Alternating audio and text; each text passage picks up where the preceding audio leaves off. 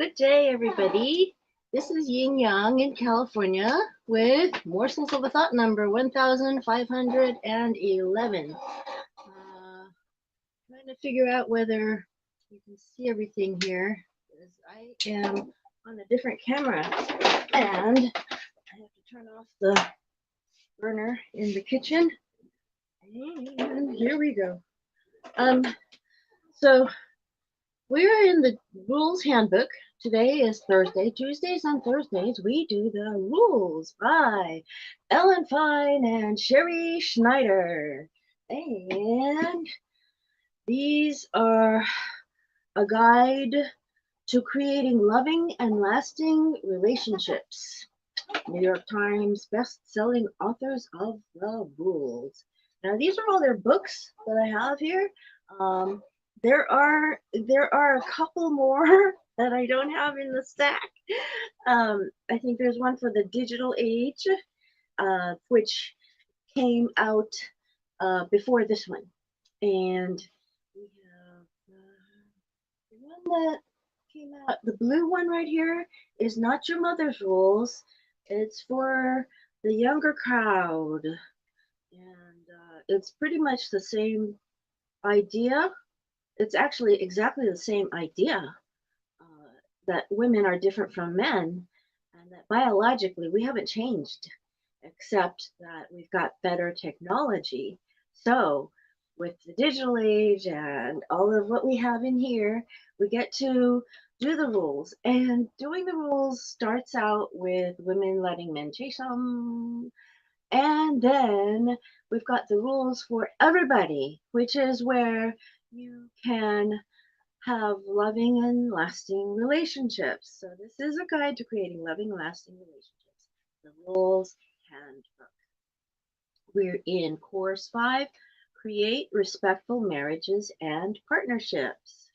Don't betray your marriage. Daily rules, day 323. Mind your own business. Some people are convinced they must tell their spouse, friend, or family member that they have a problem. If I notice something about someone, then that they're drinking or eating too much or isolating, I feel obligated to say something, whether or not they ask. What kind of person ignores a problem? While this sounds good in theory, it rarely changes their behavior. People change when they are in enough pain or are motivated to do so, not because someone points it out. A mother was concerned about her 25-year-old son's weight. We told her to stay out of it. He fell in love with a girl, got a trainer, and lost the weight on his own. Day 324. On the down low.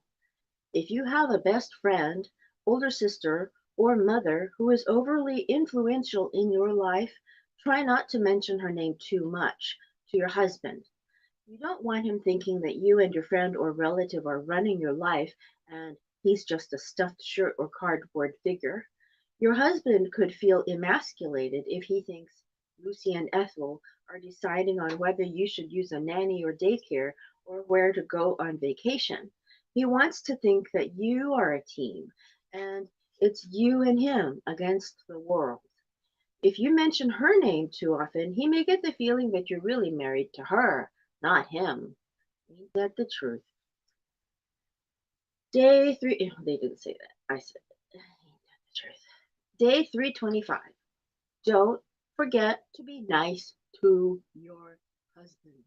There's so many people who don't remember. We won't talk about them. Are you nice to everyone but your husband? We know many women who are wonderful mothers, daughters, friends, workers, bosses, and clients, but are not so nice and even downright rude to their husbands.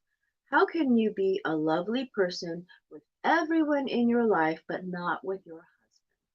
Because it's easy to be polite to people you don't live with.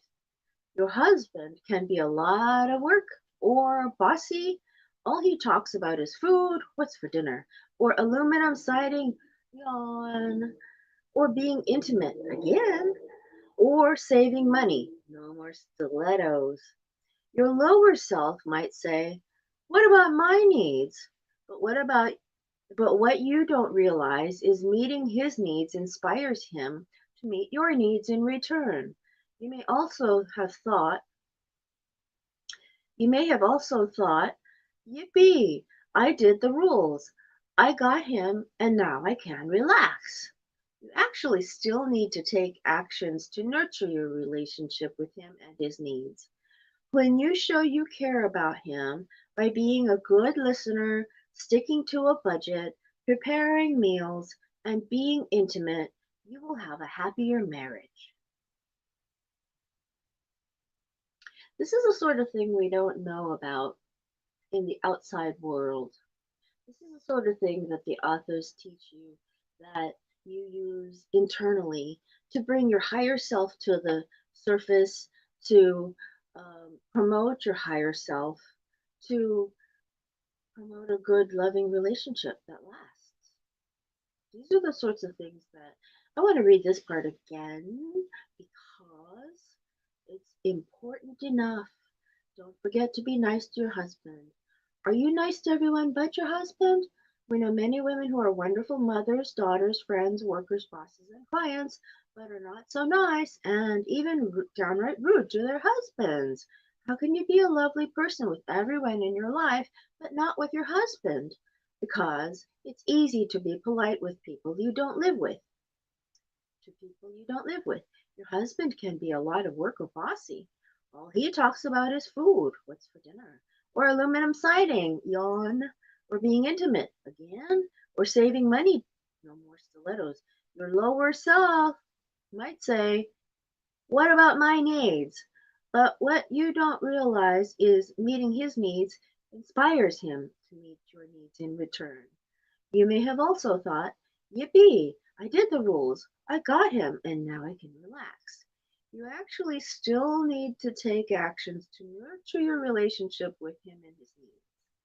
When you show you care about him by being a good listener, sticking to a budget, preparing meals, and being intimate, you will have a happier marriage. These are secrets to life. Seriously. These are secrets to life that I would not have known growing up. Just, I would not have known them. Somehow, sometimes when you meet people, uh, the other day I was talking on the phone to a bank client, and this is just an example that is sort of seems analogous. It's not relationship based, but it's an example. I called somebody at the bank and I said, "Now, if I came in and my friend wanted to cash a check and I were at the bank and it was something like, if it's made out to me, can they cash it to me?" Or something like that. I get this woman on the phone and she's on there for 23 minutes to half an hour waiting, having me wait on hold so she can go find out. And then she comes back and I said, "This is just a question. It's a yes or no." And she said, "Well, I wouldn't know that."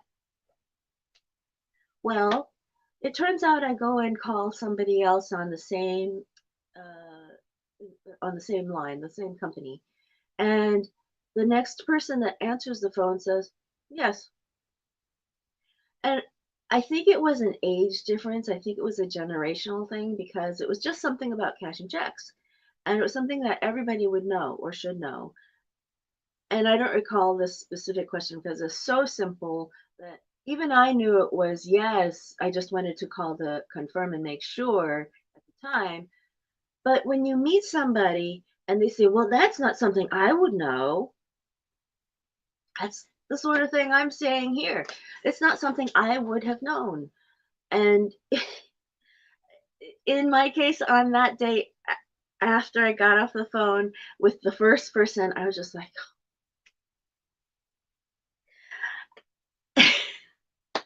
and then the second person I called that answered me right away with, "Yes." I said to her, I said, "The last person I called had me wait so many minutes and just had no idea. I'm so glad you knew the answer." And she says, "Yeah." She goes like anybody who works at a bank would know that answer. That's her seeing it, and that's my seeing it. But some people, you look at other people and you say, have a clue, but they really don't know. They just don't. Just like me here, I was marveling at this. That's the way it is. First or last, day 326.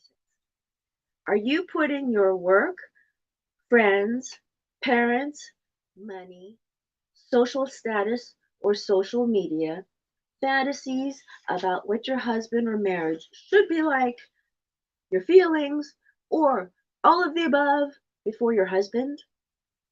Is your husband first in your life, somewhere in the middle, or last? Do you even think about him that much anymore? You you have so much going on. You have plenty of time and energy for your friends, your kids, the gym, and hobbies, but are bored and tired when your husband wants something. You find him annoying. He leaves shaving cream on the counter or underwear on the floor. You fantasize about a pristine house with him not in it. Stop these lower self thoughts, or you'll be single in a perfectly clean house. Honoring your husband is higher self. When it asks, is your husband first in your life, somewhere in the middle, or last? I actually know a woman who was on her phone. She was on her phone, looking at her phone like this, just staring at her phone. And her child was walking around the coffee table and tripping over and fell on his knees and hit his head and started screaming. And she just went like that. Like she didn't see him coming around the table. And it was right there. He could have reached out his arm and touched her all the time he was there. And she was on the phone. So her baby was last at that moment. So catch yourself, because we all do this nowadays with the phone. If your social media or your phone is holding your attention in front of somebody that should be a higher priority, realize it. Because this poor woman, she felt so bad. It wasn't me. Um, I don't have kids. But I know that I would feel really bad if it had been me. Gina, good morning. It is harder when you share a space with someone. Very true. Stop acting single. Ooh, stop acting single. That's a good one. You're married, but consult everyone else, your therapist, sister, friends, decorator, trainer, stylist, and psychic for advice before him or instead of him. You order furniture based on your decorator. You decide about your health or finances based on your astrologer or instead of discussing it with your husband. No wonder he feels left out. Don't think, I put myself through college. I don't have to ask his permission about how to spend money. This is your lower self talking. You took vows. You have to be respectful. Higher self. Ask his advice and his permission, even if it's about having a girls' night out or ordering drapes. If you keep acting single, you will be single. Ooh. It's true though. It goes for women with boyfriends too. No, I take that back. With your husband, yes. Even with an exclusive relationship, now that I think of it, no. Because he's not your husband yet. And he has to have something to look forward to. So give him that. Don't badmouth your partner. When did women become so sarcastic and not soft and loving? Many women talk and act like badasses as if they have a cigar in their mouths. They love to be cynical and clever at their husband's expense. They're like female stand up comedians. Women love to bash their husbands and gravitate to other women who do the same. Misery loves company. Don't be the partner who talks badly about her husband. It's not charming and reflects poorly on you, lower self. Your friends and relatives might permanently remember these criticisms and think less of your husband. Higher self finds the good in everyone, especially your husband. Um, there are methods I use, other methods that are outside of the rules, which say that even to somebody who betrays you, you don't betray them. It's like this Taoist thing. And in other words, love thine enemy, the Christian thing. Uh, I would think that the authors may have said at some point, I don't recall for sure, but I think they have said that there are things he could do that I don't think the authors have said anything about that. But I wonder if it's reminiscent of even if he badmouths you. No, I don't. Nah. Take that back. No, no, no. I don't think that's it. I wanted to say that even if he did it to you in front of somebody, I would talk to him later about it and say, you know what, I don't really like it when you make me look bad in front of other people. This is the deal breaker. You would say that to him, but not necessarily throw mud back in his face right in front of somebody else. That's kind of a lower self thing too. In other words, don't stoop to anybody else's level when they're going down to their lower self. I think that would be a good way to put it. A mansion without a man. A married client got the renovation bug and put her dream home before her husband. She was so busy breaking down walls and picking up kitchen countertops that she was too busy to cook and keep their home running smoothly. Her husband said they couldn't afford it, but she wouldn't stop. He filed for a separation. At first, she was shocked. How could an innocent home renovation create so much havoc? But we explained that she completely bulldozed him. We told her to apologize and tell him she would rather live in a cardboard box with him than a mansion without him. She stopped renovating and spending. He came back. Wow, you guys saved our marriage. I'm talking with the authors. The authors. The authors. These authors have saved marriages. They have created marriages. They've created many, many, many, many, many millions of rules marriages. They've created rules marriages instead of the chaotic thing we used to have before, where still exists outside of us, I suppose. Apply the rules to achieve your higher self. When a family member or friend suggests an idea that your husband is against, side with your husband, even if it means disappointing or even losing that friend. Try that again. When a family member or friend suggests an idea that your husband is against, then side with your husband, even if it means disappointing or even losing that friend. Yeah, that's how marriages last. I mean, think about it this way. If it weren't for that, you'd wind up with a relationship here, a husband there, drop the husband, create another relationship there with a friend, more other friends, and you'd be going on through life with or without a husband. It'd be irrelevant. Husband would be irrelevant. The concept of the husband would seem to be irrelevant to your long-term happiness. But if you think about your long term happiness, your husband has been a part of this equation, of course, then you don't want to think about putting your friends' priorities in just for the thought of somebody else. Like I used to, here's an analogy again. I know it's a little strange, but I used to do all kinds of things for a parking space in San Francisco.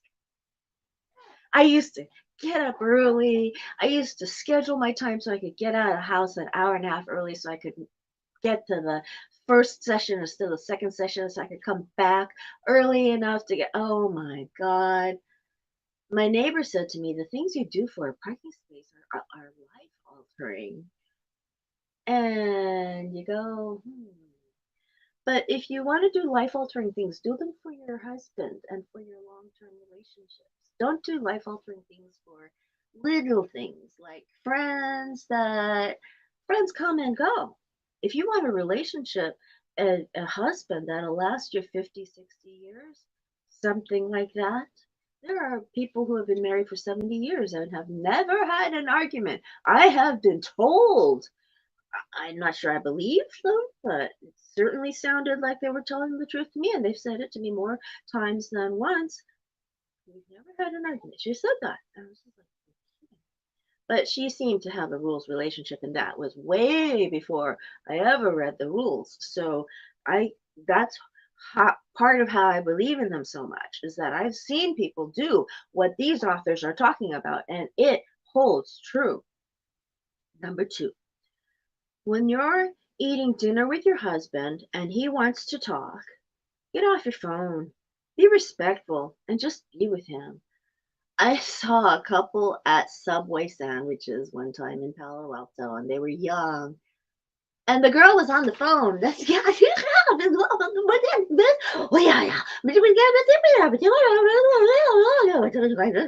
The guy was sitting across from her looking like that. I'm like, oh, she doesn't see what's coming. They probably didn't last. That's my opinion. Number three, even if you don't think your husband has all the answers, ask him for advice and include him in decisions as you do your therapist or girlfriends so you're not two ships passing in the night. Uh, this works for parents with dementia too. Um, when when when you have relationships with old people, when you have relationships with your husband, here's what it says here. But when you have relationships with old people and they're going shopping, you say, "Oh, so what do you think? Do you think I should get this one or this one? Should I get the floral or should I get the one with the funny statement?" Well, let the person help you decide. That way you have an opinion. And so the elder person, especially when it doesn't make much difference to you, oh my goodness, let the help come in because you make them feel useful. If you don't make them feel useful, they don't want to be there anymore. And literally, that's how some people leave the world. The old people. Really. I'm not kidding. I've seen more than one. I'll have to say this. I have seen, there's a lot of people who are from Russia or from Ukraine in this building who are in their 80s, 90s, and 100s. I have seen them drop off when nobody goes to talk to them. That's what happens. That's part of human nature. So ask for his opinion, even when it doesn't count, because if it does become something where you choose the other thing, you say to them, you know why I went with the other choice instead? It was because, and then you give them a plausible explanation. And that way their input has counted. That's what I want to say. Okay. Old kindergarten.